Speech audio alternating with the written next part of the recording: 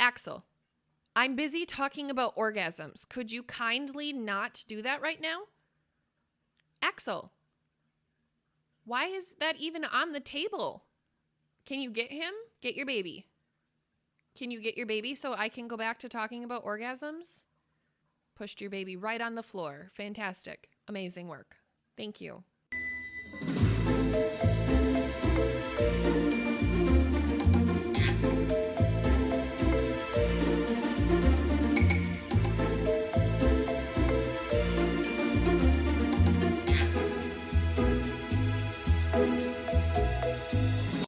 Hey guys, welcome to Taboos, the podcast where we talk about taboo culture with foul mouths and drinks in motherfucking hand, baby.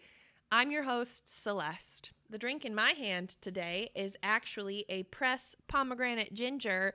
It was in the fridge. I'm not really sure. I had my first client meeting today in my new business venture I'm so fucking excited about. It was a beautiful fucking day. One of the last days of summer. So I really just felt like a refreshing little seltzer moment was necessary. And this one really hits the spot, even though y'all know how I feel about ginger. It's like a little bite that I'm not interested in. But you know what? Anyway, okay. If y'all are here today because you saw that we're talking about sex drive, welcome. You'd be correct. In fact, we are talking about sex drive today. And I'm not even going to lie, I'm actually really nervous.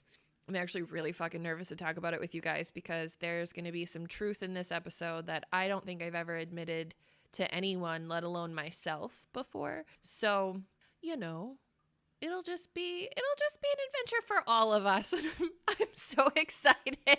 I'm not claiming I'm an expert in this subject at all. Actually, let me just start our disclaimer. I feel like that'll be really fucking helpful because I don't know how else to tell you how unprepared I am for this conversation other than telling you exactly how unprepared I am for this conversation. So let's go. Today's disclaimer reads, "Sup, guess what?" I'm an adult and my moral compass must say these words. You also should be an adult for the following content. However, sexuality cannot be defined by age. So I'm literally not asking how old you are on purpose. Other important things to note. I am not a lawyer, I am not a doctor, I am not a sexual therapist, and I am not claiming any accreditation to professionally speak to the following, which is based on research and personal experience. Maybe a kink or two. Because, fun fact, I am absolutely not a virgin. Y'all have heard my child, and honestly, if you haven't, peep any of our Tiny Taboos episodes for the proof, for the receipts in hand. She's right there. She's amazing. She actually just turned 8 yesterday. Super cool. Golden birthday. But yeah, absolutely not a virgin. Not even close. Not even close. Your girl loves a little tantalizing tango mid-afternoon while the kids are napping up on the dryer.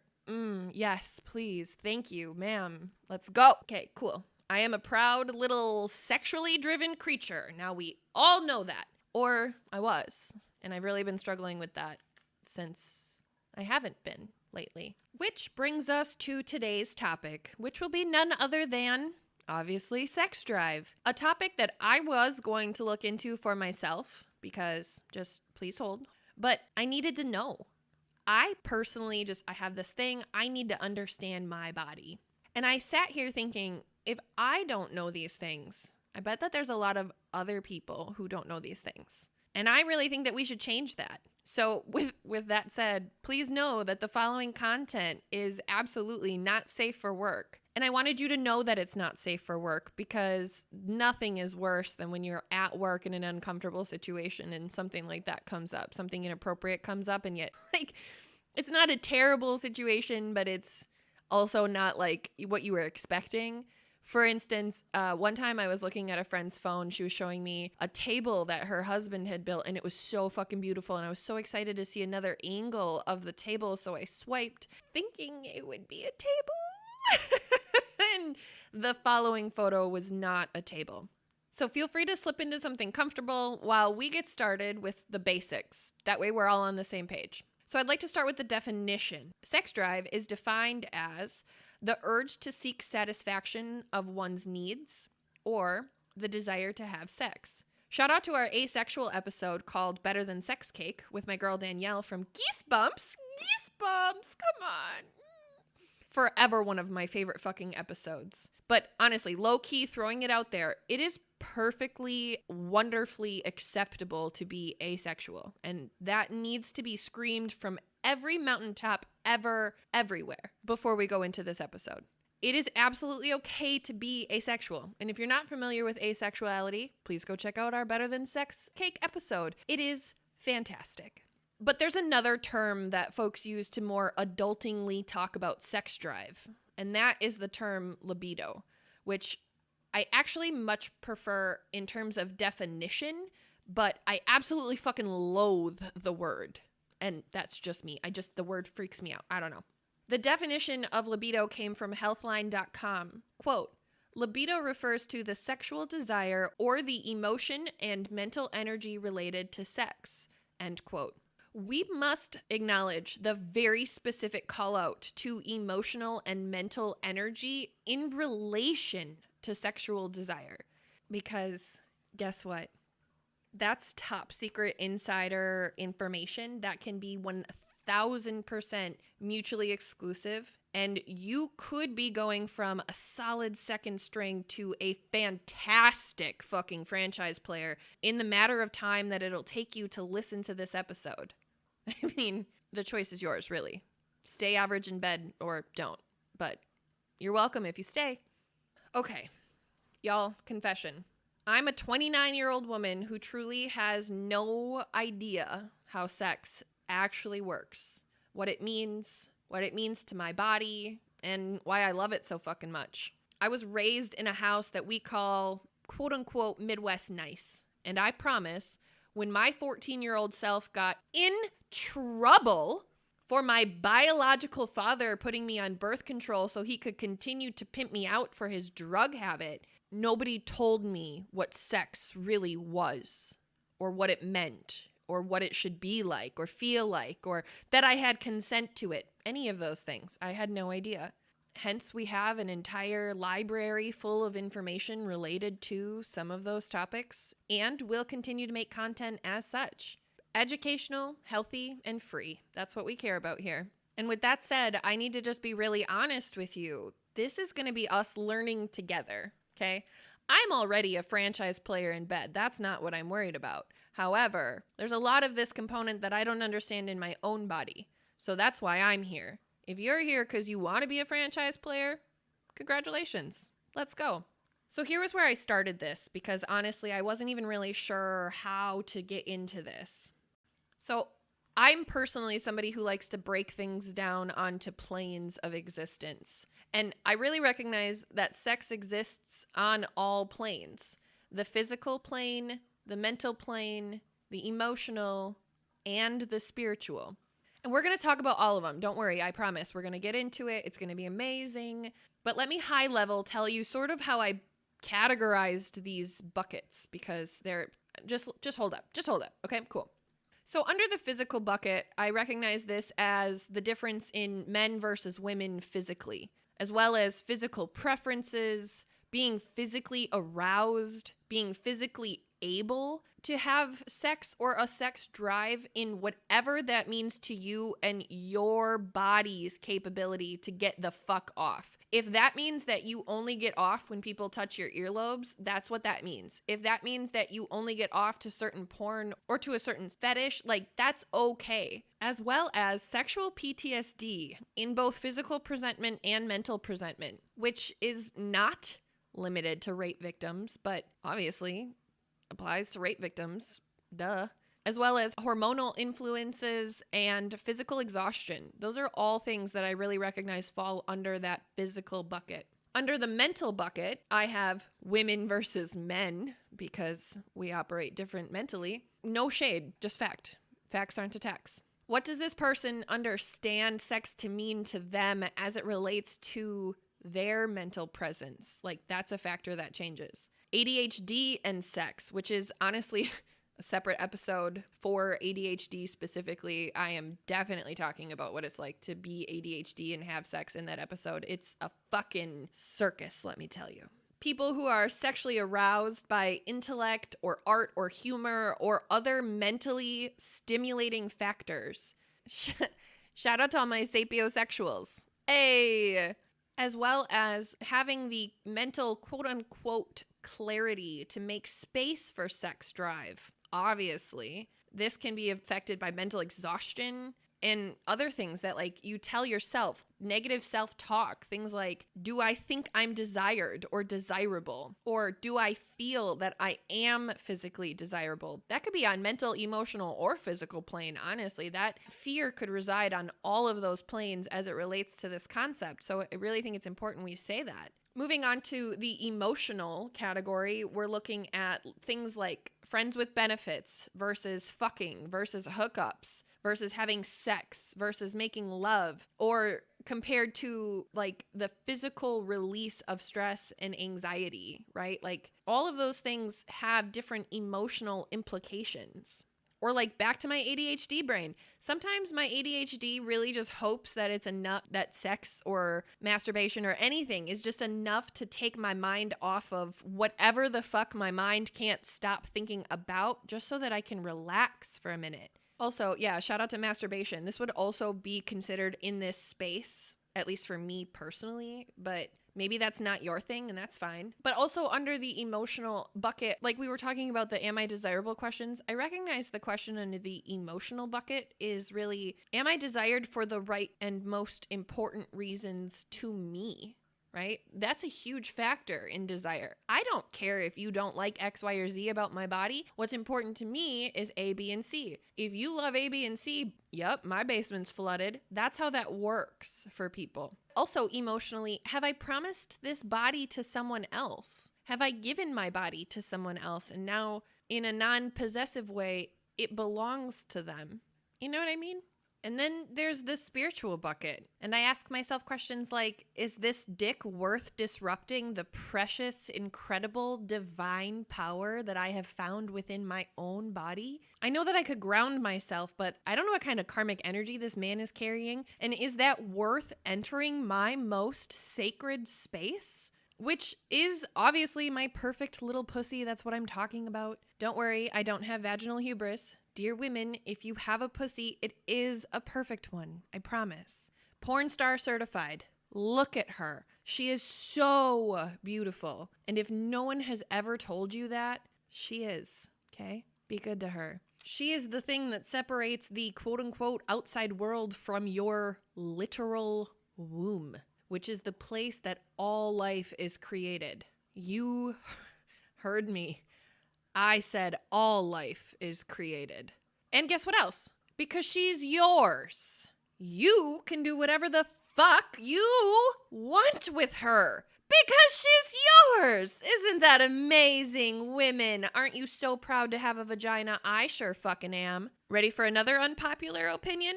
Especially in Texas right now. If your body is creating a life that negatively impacts your life, you can certainly get an abortion.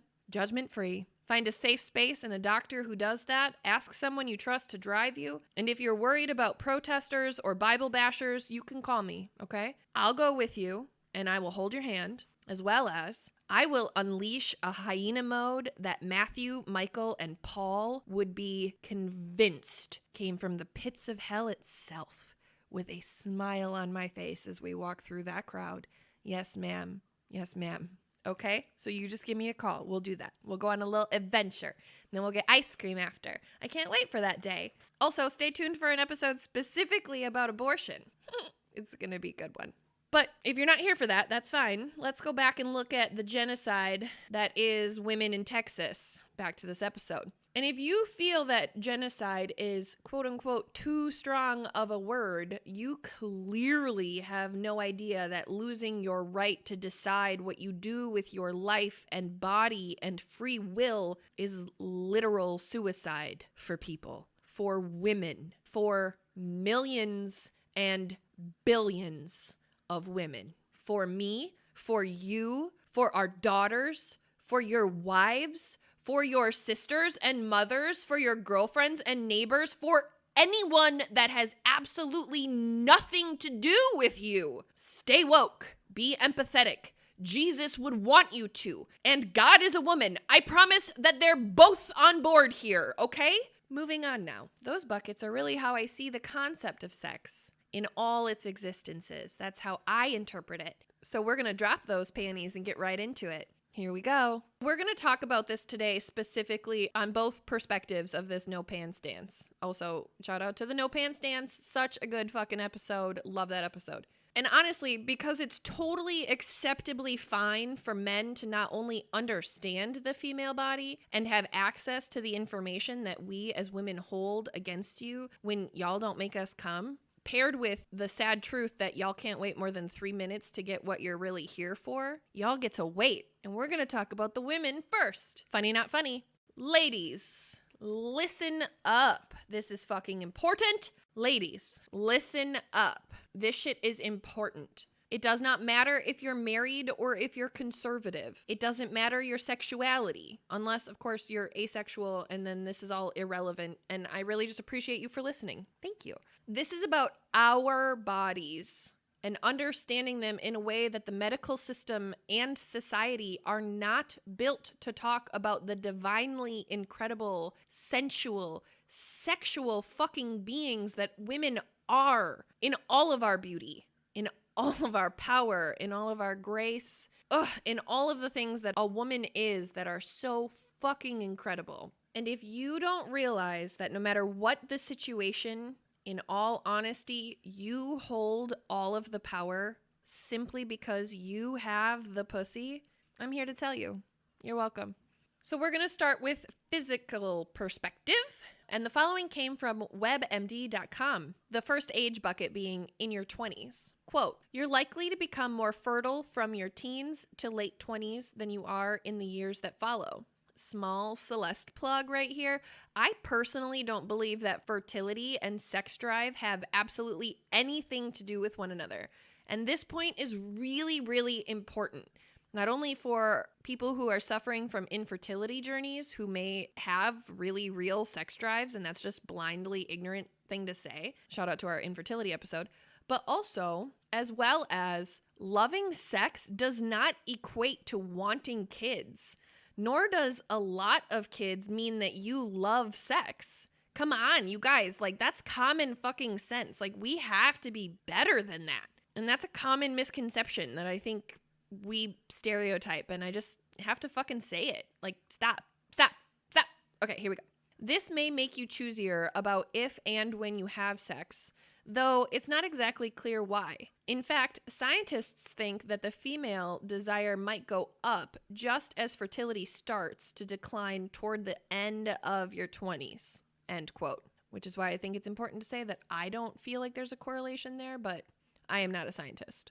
The following age bucket was 30s and early 40s. Quote, this time of life may be when your sex drive is strongest, end quote. I strongly fucking disagree, considering the age range starts in our 20s, and that sex drive in pubescent years is second to none for some fucking people, men and women equally. Which is why parents must talk to their children about their bodies and sex, pros and cons, and hold nothing fucking back. Check out our virginity episode if you need some fucking material and a place to start with that conversation. But teach them that their body is theirs and that it holds power and value and purpose. Teach them not to waste that. Teach them to fuck safely, but always to do both of those things. Value yourself and fuck safely. Those things should be a requirement, okay? Yep, moving forward. Here we go. Quote, one study showed that women between 27 and 45 had more frequent and more intense sexual fantasies than younger or older women. They also had more sex and were more likely to have it sooner in a relationship, end quote. WebMD is written, run, and paid for by the Eurocentric medical system and brought to you by colonization. You're probably sitting there wondering, why is that relevant, Celeste? And because, let me tell you, it is relevant as a 29-year-old woman, I can assure you, whoever wrote this has never met a woman who was fully honest or aware about their sexuality and desires. Or the information wasn't understood correctly because a man couldn't ever grasp what it means to have the physical experience of women. And that's why it's spoken about like some fucking blanket statement we laid down before the two-pump chump came through to publish his findings about our bodies. And I really just don't fucking like that. Also, having kids can fucking impact this for women because the next fucking category is women having kids specifically. And all I can honestly hear in my head is Tiny harnessing the most powerful, intense, beautiful black woman energy that I have ever felt, saying, "Fuck them kids," because my child is incredible and I should win like Mother of the Year or some shit. It's true. Quote, "At any age, pregnancy and childbirth have a big impact on your sex life, but it is different for everyone. Your body and hormones change throughout pregnancy. That may mean a boost in libido at times, especially during the second trimester, and a lack of desire at others. You may also be anxious about whether it's safe to have sex while you're pregnant. It usually is, but ask your doctor if you're unsure. Also, it more often is than not, and also it's encouraged and necessary. It's physical movement, and you're horny as fuck sometimes, especially as your hormones fucking change. I am that stereotype woman. If I am cranky and I have a fucking attitude, there's a 50% chance that I'm suffering from female blue balls and I really just need to get a nut. Like, that's real, okay? That's a real thing for women. Women are not fucking rocket science. We need to stop talking about women like they are, okay? Okay, moving on. Followed by the quote, "Breastfeeding, raising kids, and other work can also affect the time, energy, and interest that you have in sex." End quote. Oh, you betcha. Oh, you betcha. It sure fucking can. Don't you know? Fucking stupid. Yeah, good talk. 50s and beyond. Dear women, your body is still sexy and valued and desirable, even quote unquote beyond 50. Even if society doesn't talk about you like that. Anytime I personally need a reminder of that, I think of Susie, who was this 74-year-old woman who Allie and I used to pole dance with. Oh my fucking God. I really, seriously, I can't. If I don't have the confidence and zest for life as well as sensuality of what I associate this woman with when I'm 74 years old, I'll absolutely just fucking die. Just like kill me. Just kill me now. Like, it's fine. If I'm not gonna be like Susie when I'm 74 years old, just put me out of my misery. There's no point. Like, I really feel that strongly about it, okay? For anyone who doesn't know Susie, I'd like you to imagine J-Lo and the hottest grandma that you've ever seen, plus the most cookie cutter grandma that you've ever fucking met. Like, real. You're welcome. Ageism in sex talk must fucking go. It's really, really gross. And you're welcome for that too.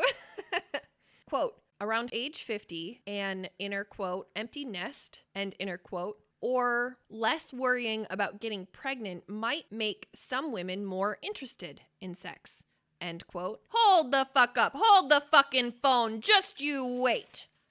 Although this perspective is real and valid, it is also important as fuck to say that women prior to 50 can experience these feelings. Menopause can strike literally at any time, no matter what the white coats tell you. The American medical system is not built to understand the female body outside of reproduction and sales, and sometimes the two together. Fucking gross. Ugh. There is more red than blue on these white fucking walls, and I just need y'all to know that. Subscribe for further fantastic analogies about our country.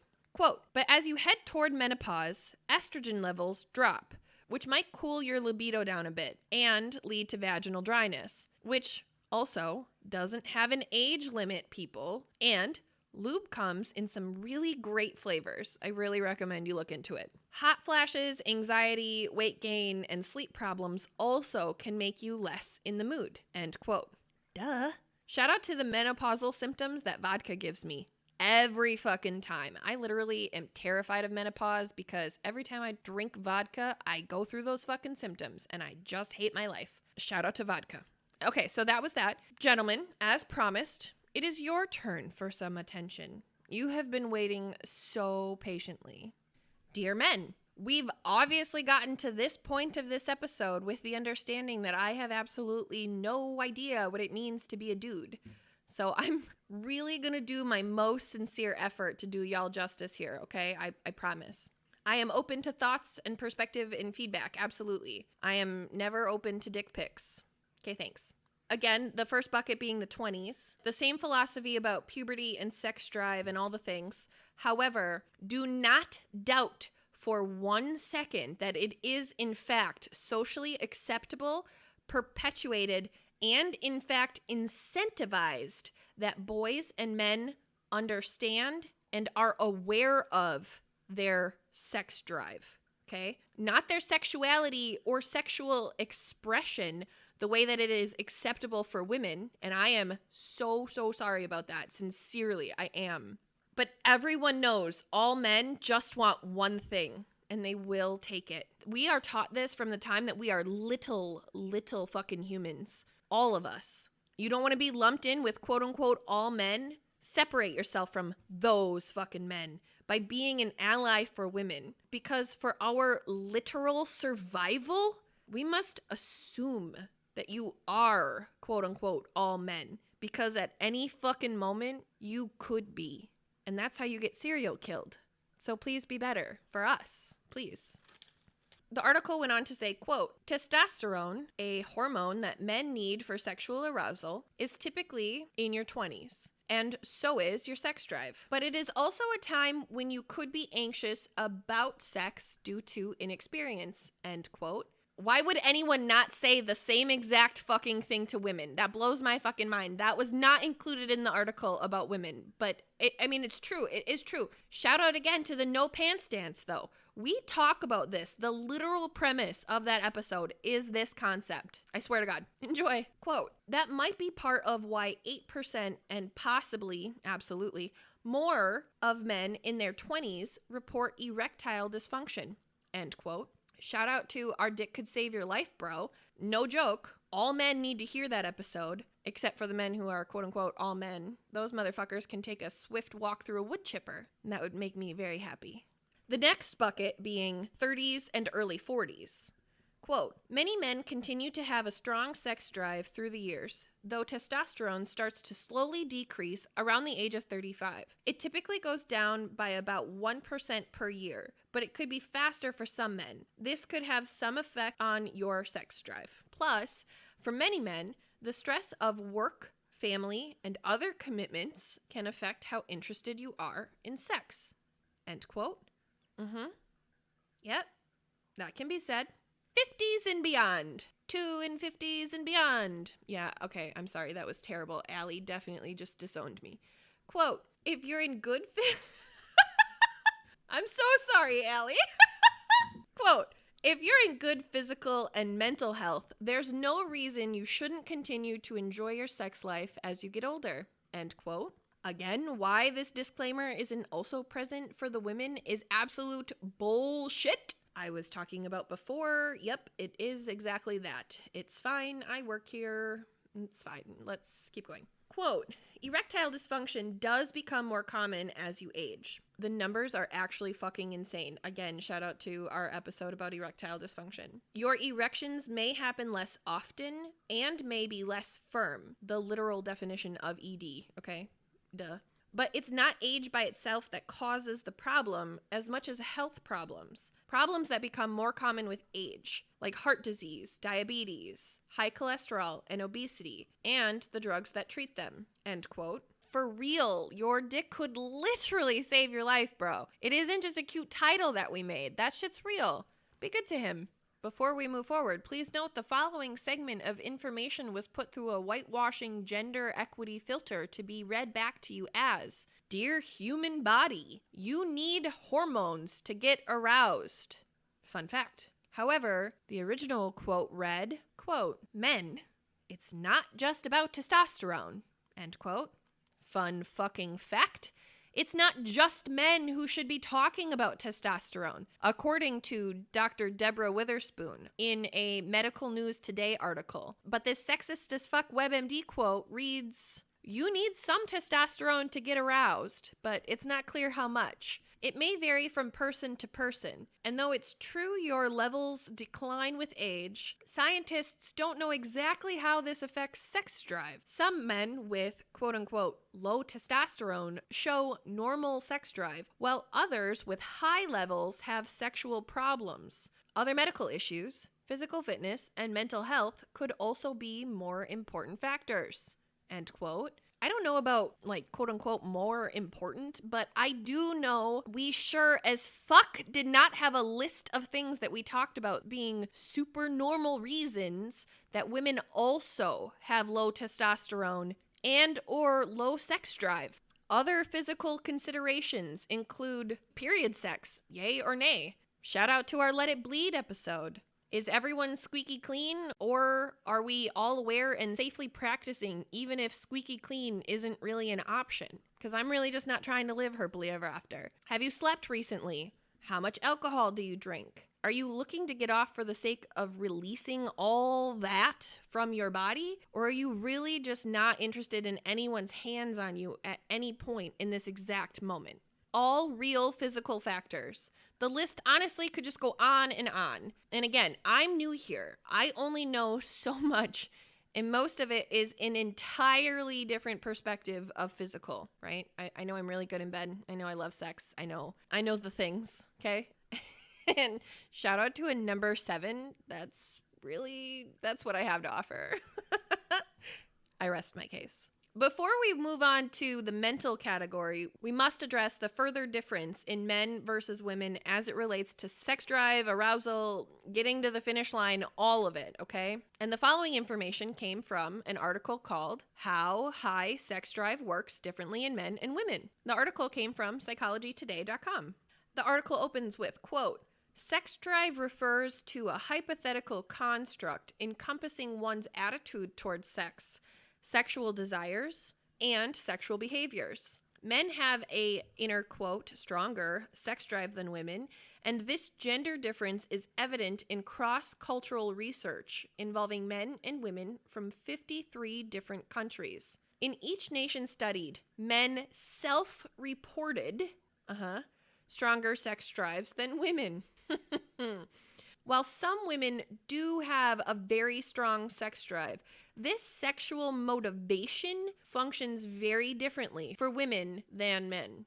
End quote. Sidebar. I'd like to offer men are not only more socially accepted for being honest and open about their sex drives, lives, and fantasies, oh my, but also slut shaming is real as fuck and one of the most disgusting and irrelevant things that someone could use against someone else's character. Like, we need to acknowledge that both of those things are present when anybody is self-reporting some shit about their fucking sex lives. Both of those aspects have to be considered. Okay, but anywho, here we go. Per Dr. Madeline Fergie, quote, women's sex drive is more variable than men's in 2 ways. I would argue that point, but I'll wait. First, women's sex drive is more variable across women. Some women having higher sex drive than others. No fucking duh, right? Sex drive among individual women has also a huge variable factor. Even women with a higher sex drive may not always have a high sex drive. End quote. Also, no fucking duh. Okay, cool. Second, women's sex drive is influenced by, please wait, I really hate what I am about to read because it is not even fair or the whole picture, and I am not okay with any of it, but I'm going to read it in its full context. Quote, their menstrual cycle as well as their desire for their own partners or alternative partners. End quote. Okay, we're going to stop there and we're going to take a breath because I'm not happy. Because the quote then says, quote, men's sex drive is not only more consistently higher than women's, but it is more consistent over time and more consistent across individuals as well, end quote. Do you want to know why? Men's sex drive is directly linked to a physical fucking reaction. One y'all can see and feel, and when you have to, can, in fact, quote unquote, control it. Women's sex drive is more often than not a mental experience. If I had a dick, there would easily be like 400 restaurants that I would never be allowed in ever again because people would be hella worried about my fucking permaboner. Thank God in all her glory that I have a vagina. Once again, I'm so fucking grateful. All I have to fucking deal with is the filthy stock ticker that's rushing across your face while we talk and my basement being flooded. Not a big deal. I work here. It's fine. Which leads us to our next sex bucket. This article is titled Low Sex Drive in Women, and it came from Mayo.com. Quote, women's sexual desires naturally fluctuate over the years. Highs and lows commonly coincide with the beginning or the end of a relationship, or with major life changes. Some medications used for mood disorders can also lower sex drive in women. End quote. Let us not forget, we said the same thing for men. Like, literally, seriously, we sure fucking did. I hate this double-edged sword. Why can't we just say it is this way for fucking people? I don't understand. Quote, if your lack of interest in sex continues or returns and causes personal distress, you may have a condition called, quote-unquote, sexual interest arousal disorder. But you don't have to meet this medical definition to seek help. If you're bothered by a low sex drive or decreased sex drive, there are lifestyle changes and sexual techniques that may put you in the mood more often. End quote. The next section is like the causes of low sex drive specifically, which obviously is important, right? And the article said, quote, desire for sex is based on a complex interaction of many things affecting intimacy, which can, but is not limited to, the following: physical and emotional well-being, experiences, beliefs, lifestyle, and or your current relationship, end quote. Some physical causes are listed as sexual problems. If you have pain during sex or cannot orgasm, it can reduce your desire for sex. What a fucking concept! Oh my God! If nobody's ever told you that shit before, now you know. Please move on with your life. You're fine. You're normal. Figure out what works for you and roll with it. Nobody gives a fuck. Medical diseases. Many non-sexual medical diseases can affect sex drive, including arthritis, cancer, diabetes, high blood pressure, coronary artery disease, and neurological diseases, as well as medications, lifestyle habits, surgery, and fatigue, end quote. The article went on to say, quote, exhaustion from caring for young children or aging parents can contribute to low sex drive. Fatigue from illness or surgery also can play a role in low sex drive, end quote. Please note that that statement was 110% true regardless of your sex. But really, let's not forget that this article is for women specifically, and that's called sexism. Bum, ba, da, bum. Psychological causes from this article, not from me, are listed as mental health concerns such as ADHD, autism, those two are from me, anxiety, and depression. Stress, such as financial stress or work stress. Poor body image, like what the fuck, as well as low self-esteem. Please note, I did not say self-esteem, and I'm so glad. I was like really nervous about it. I was really fucking scared that I was gonna fuck it up, and I said it right. As well as a history of physical or sexual abuse and previous negative sexual experiences, followed by relationship issues. Quote, for many women, wrong. It's everybody. Emotional closeness is an essential prelude to sexual intimacy. Can confirm. So problems in your relationship can be a major factor in low sex drive. Fun fact. Decreased interest in sex is often a result of ongoing issues such as lack of communication, unresolved conflicts or fights, cheating or trust issues, and poor communication of sexual needs and preferences. Okay, so we're going to jump back to that Psychology Today article for this next one because that's also really fucking important and it wasn't included on the original article for this women's article, which, yeah, okay. Ready? Here we go.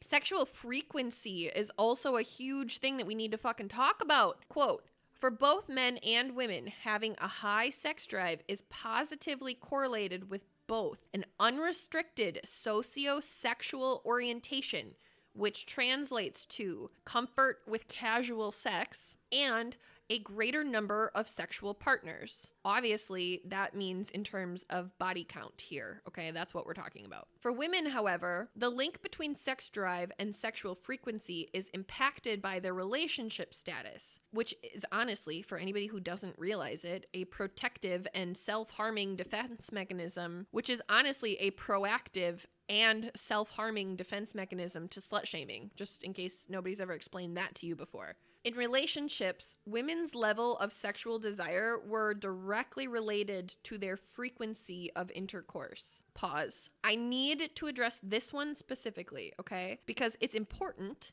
and it's foreshadowing. So listen the fuck up. Hi, it's me, Celeste.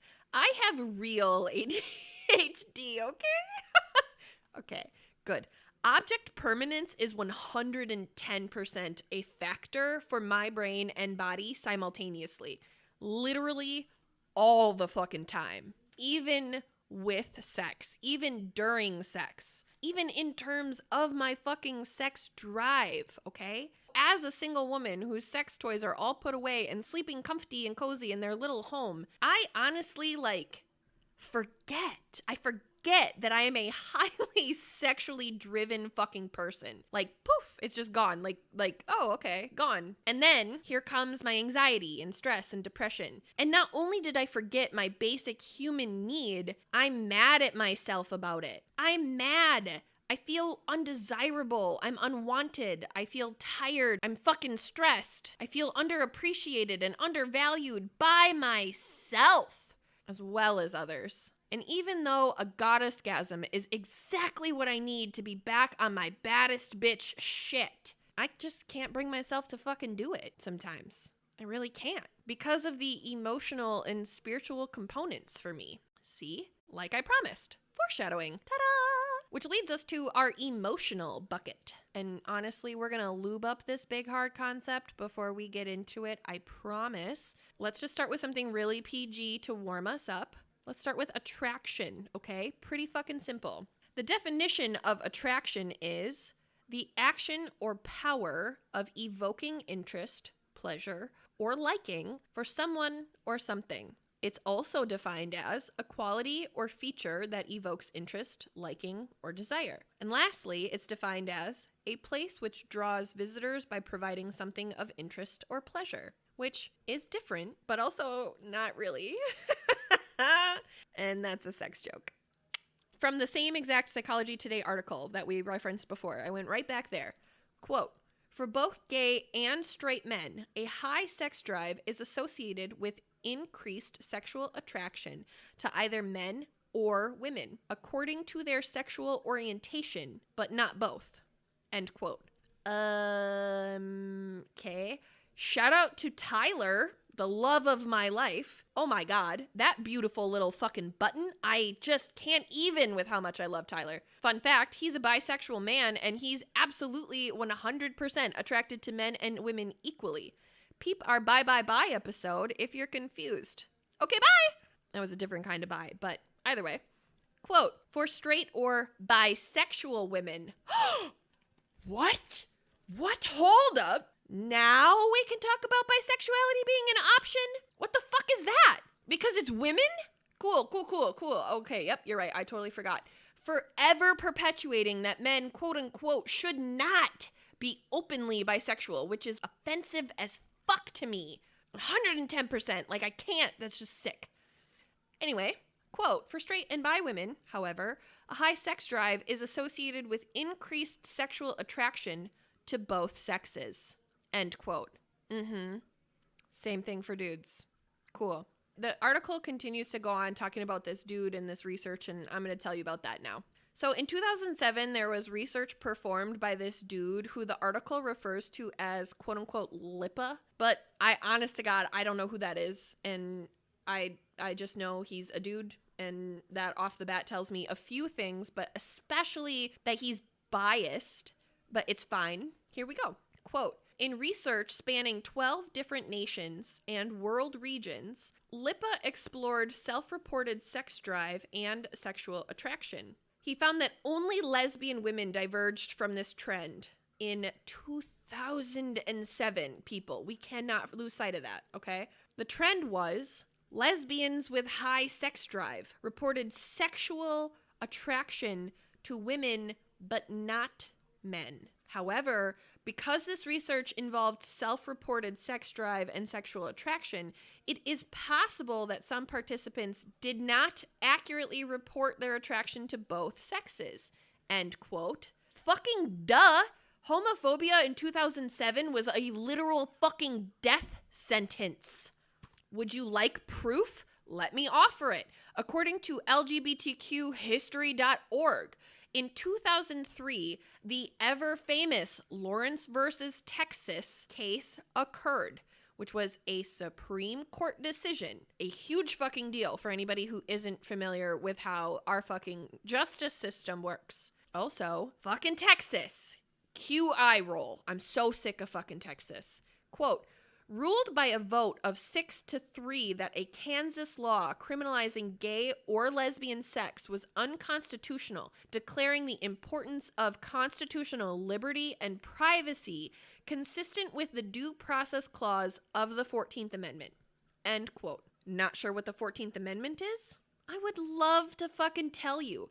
But shout out to our preamble episode if you're unfamiliar with how corroded the foundation of our actual Constitution is, or what amendments are in terms of our civil rights. But in all honesty, they are entirely Band-Aid solutions with a passive public apology for political brownie points. That's all they are. And the 14th Band-Aid that we applied to the bullet hole that sexual orientation has ripped through humanity states, quote, no state shall make or enforce any law which shall abridge the privileges or immunities of citizens of the U.S., nor shall any state deprive any person of life, liberty, or property without due process of the law, nor deny any person within its jurisdiction the equal protection of the laws, end quote. Leaving that and all the hostility I have for the hypocrisy of this country right there for this episode. At least stay tuned, subscribe. I don't fucking know. If you want to hear more about how I feel about this country, either check out our existing content or stick around for more. Because the quote continues to say, quote, the Supreme Court also overturned the court's decision in Bowers versus Hardwick, a 1986 ruling stating the court had made the wrong decision. End quote. That's right. We're going to talk about it. Facts of that case, according to oyez.org. Quote, Michael Hardwick was observed by a homophobic and creepy as fuck cop who absolutely should have had his badge taken for engaging in the act of consensual sodomy with another adult man in the bedroom of his home. Yes. Rather than anyone questioning what the fuck this blue-backed fucking creep was doing at Hardwick's bedroom window, this shit about Hardwick and his boyfriend getting it on made it all the way to the Supreme fucking Court. And that's part of qualified immunity. Shout out to that motherfucking episode. I'm so fucking proud of that shit. That's probably one of my favorite episodes. My best work yet. Quote, after being charged with violating a Georgia statute that criminalized sodomy, Hardwick challenged the statute's constitutionality in federal district court, end quote, as he had every fucking right to do. The question raised to the courts was, quote, does the Constitution confer a fundamental right upon homosexuals to engage in consensual anal play, thereby invalidating the laws of many states which make such conduct illegal? End quote. You heard that right. In some states, even if I choose anal, which honestly can be really great, it's still illegal. My sexual proclivities, what I do with my body in my home, with or without someone else, could be considered illegal. Yes. That is the country that we live in fact. Land of the free to go to jail for enjoying anal sex. Cool. This ruling was in place from June 30th, 1986 to 2003, ladies and gentlemen. And in 2008, for reference, Proposition 8 passes in California with a 52% vote in favor, declaring that marriage is only between man and woman, end quote. So the point of this taking place, this research taking place in 2007, being anything but straight at that time, was obviously fucking dangerous. Being and expressing your attractedness to someone, anyone, is still fucking dangerous, you guys. Like, imagine that shit. Of course men didn't fucking accurately report it. That would be outing themselves and really seriously putting a target on their fucking backs. You can't blame men for not doing that. You can't blame anybody for not doing that. And the attraction component is honestly only one of thousands of combinations of synapses and neurons that fire in your brain and course through your body as a result in the exact same way. Feelings, right? Your feelings about it. Which brings us to our next level. Let's get a little fucking PG-13, little sassy in here, because now we're aroused, right? Now we've expressed attraction. This leads to arousal. Arousal is a huge component of sex drive that we gotta get into, even if it's just the tip. We fucking have to, okay? And to define arousal, it is, quote, the feeling of being turned on sexually, end quote. An internal fucking feeling, you guys, that in the right circumstances with consent and maybe a safe word can lead to, at minimum, orgasms that will change the way that you feel about sex forever. Picnic! That's our safe word. Allie and I have a safe word. It is picnic. Shout out to our BDSM episode. Also a great one. And how do I know about those orgasms is probably what you're wondering. Like, that was probably the first question you asked, not what our safe word was. But how do I know that? Honestly, that's the only kind of orgasm that I'm happy with anymore, which is, honest to God, why I struggle with my very own sex drive. Which leads us to the spiritual aspect of this conversation. If you're new here, I really, honest to God, I don't have time to explain this in depth, but please feel free to browse all of our content, because anything that you've got a question about in the following can either be found in existing content, or you can always reach out to us on our socials. I'm just going to drop those here because this seems organic. You can reach us on Twitter or Instagram at Taboos the Pod.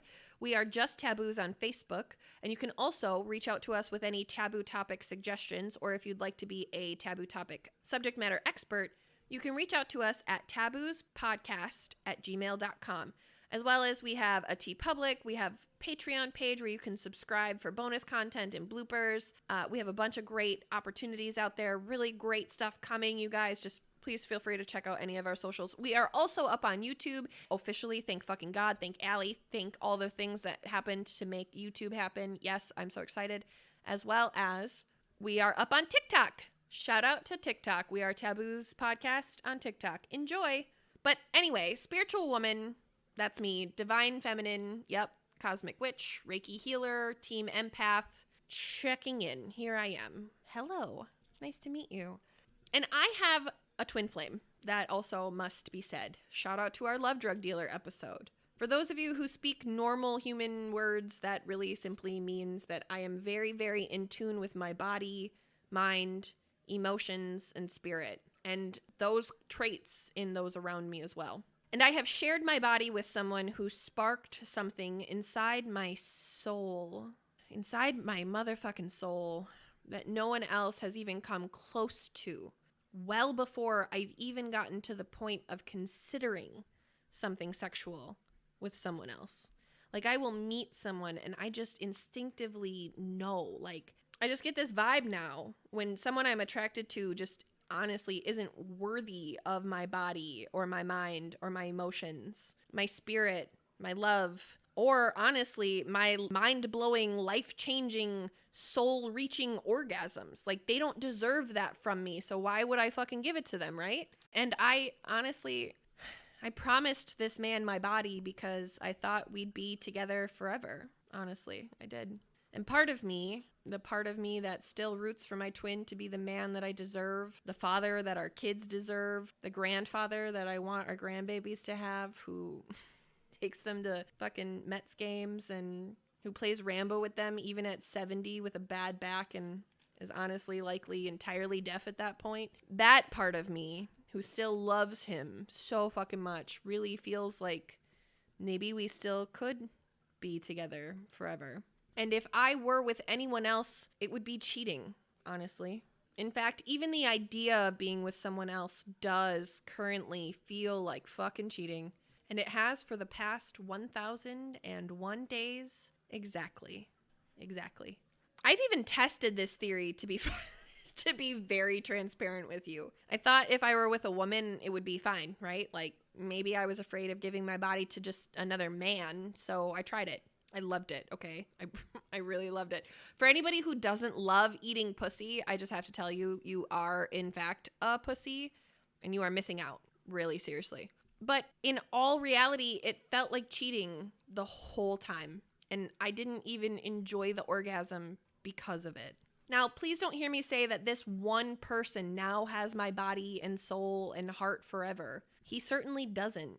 But he has set the bar extremely high for whoever the next person I choose to share my body with. My talents, my gifts, my energy, my soul, my temple, my life-changing orgasms and porn star moan. Whoever the fuck that happens to be, the bar is set so fucking high now. Because I'll never again share my body with anyone who doesn't meet that expectation of spark. Because it just feels fucking wrong. It feels like I'm not supposed to be with anybody who doesn't spark my soul like that, which is the entire sanctity of marriage, regardless of what fucking faith, religion, or spirituality you align with. And if more people spent time listening to their bodies and their partner's bodies during sex, I honestly think divorce wouldn't be a fucking thing. Because no matter where my sex drive takes me moving forward, I will never again have meaningless sex. Because it's honestly bad for my body, my mind, and my spirit. Which to me feels like the ultimate figure of self-love that I could possibly imagine. Keeping myself whole and protected and sexless until someone else is worthy of that is to me a figure of self-love. One that I'm going to finger and tease and kiss tenderly, longingly, and passionately until it fucking explodes for me. And I can't wait for that shit. For myself and for whoever my partner ends up being. Because it's going to be really fucking great here on out. And that's what I had on Sex Drive, you guys. Honestly, it really was. As always, we talk about what we learned here today. So I'm going to do that really quick. Again, you're welcome to reach out to us on any of our socials and let us know what you learned here today. Open, honest, respectful feedback welcomed by all. Honestly, again, just no dick pics, please. Thank you very fucking much. I really recognize the thing that I learned here today is that sex drive is such a complicated fucking thing that I had no idea of. And I really appreciate being able to not only explore that, but also to be able to share it with you guys, because I really think that it's important as we talk about ourselves and understanding ourselves and the way that we love ourselves. The way we love ourselves and share ourselves with others is very, very important, especially in terms of sex. And nobody ever explained that to me before. And that's honestly what I learned here today. So there's that. Thank you so much for joining me here today. I really appreciate it. I really appreciate the space and time and thought process that y'all shared with me and that you allowed me to share with you. Thank you for letting me be so intimate and personal with y'all while still absolutely loving me and having the respect for me that I deserve, because my sexual orientation and proclivities have nothing to do with how fucking great I am as a person or how cool I am or smart or wonderful or anything. That could be true about absolutely fucking anybody, which is an important thing to be said, which is why, hello, I said the words. And that's honestly what I have for today. So really, seriously, again, thank you so much for joining us. I hope that you had an absolutely fucking amazing time. I hope that you learned so many things, maybe some tips and tricks and little filthy, flirty fuckery. Very excited about filthy, flirty fuckery. And don't forget to join us next week for Coming Together. And as always, do you be taboos.